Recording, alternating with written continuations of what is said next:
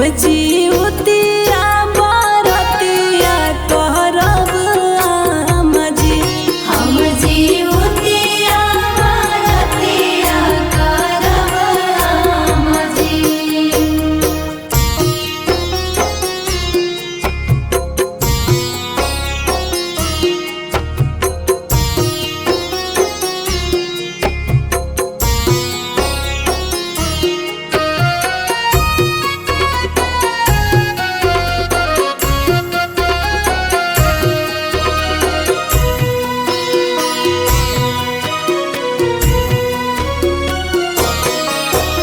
रउए संगे संगे हमहू गंगा नहाई। चील होशियारिन के कथा सुने जाई। रउए संगे संगे हमहू गंगा नहाई। चील होशियारिन के कथा सुने जाई। केतनो समझाई केहू आसो तो धीर ना धरब आम जी। केतनो समझाई केहू आसो तो धीर ना धरब आम जी। हम जीवतिया बरतिया करब आम जी। हम जीवतिया बरतिया करब आम जी।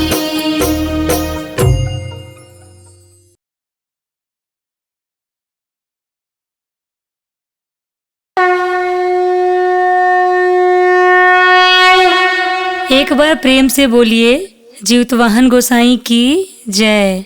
आज मैं आप सबको जीवतिया का कथा विस्तार से सुनाने जा रही हूँ। आप सभी ध्यान पूर्वक सुने।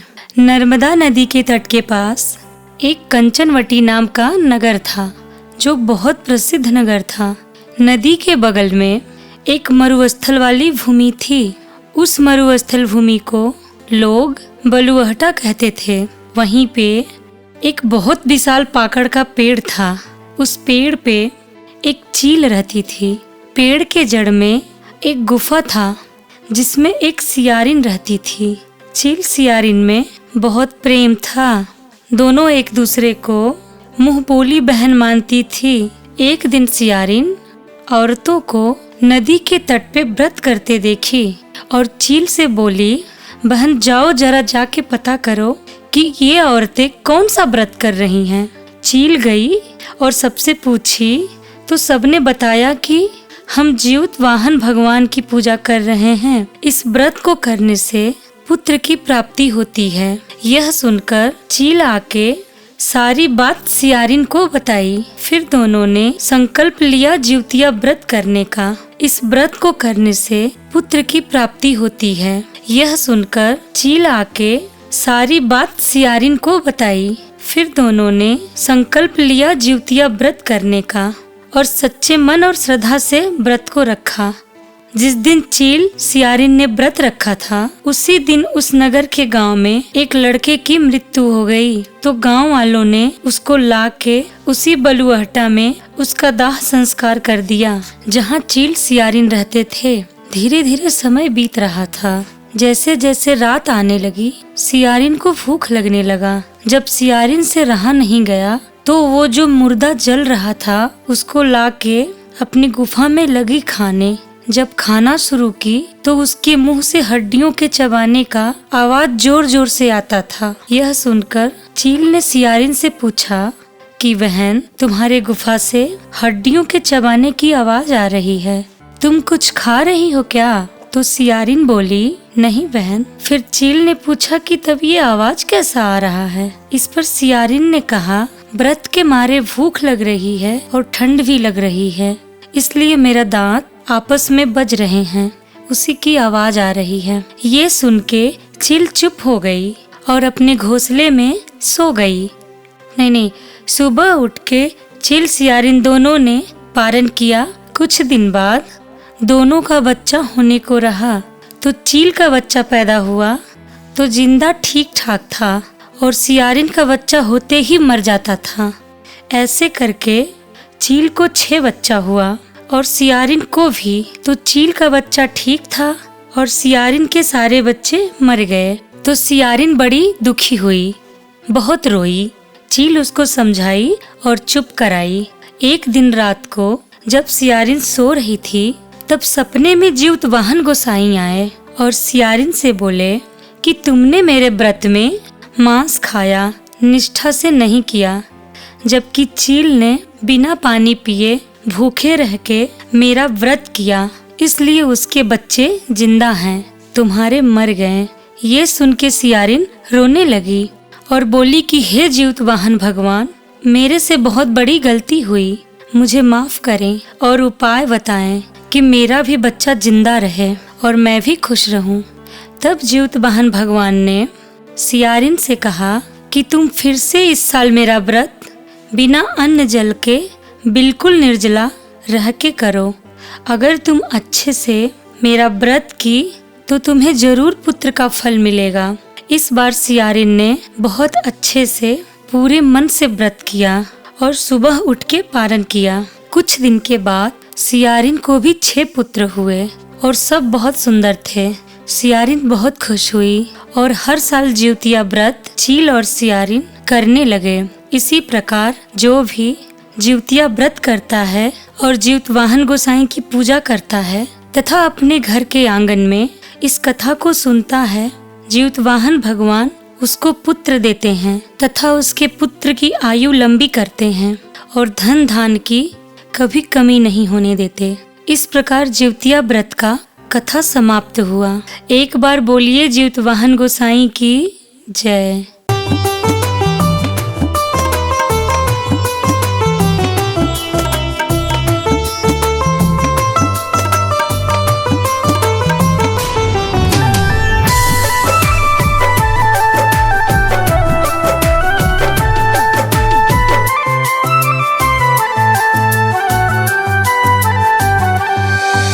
सीना से लगा के रखस बेटा के दिन रातिया, चाहे नहीं आए कबो बेटा पे विपतिया।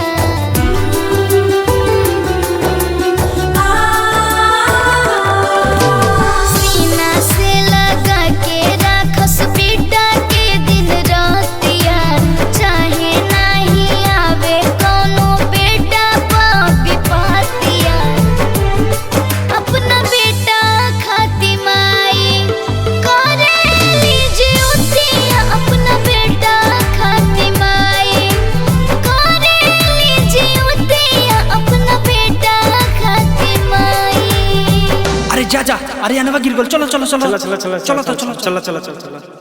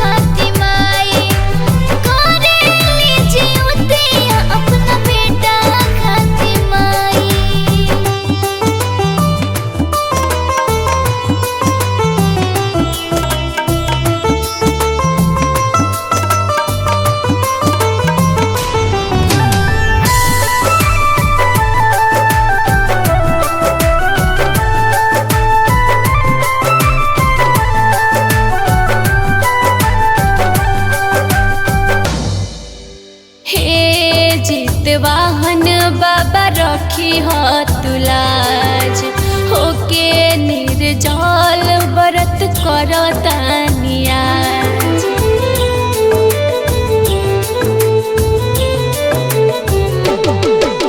हे जितवाहन बाबा रखी हो तुलाज होके निर्जल व्रत करतानी आज।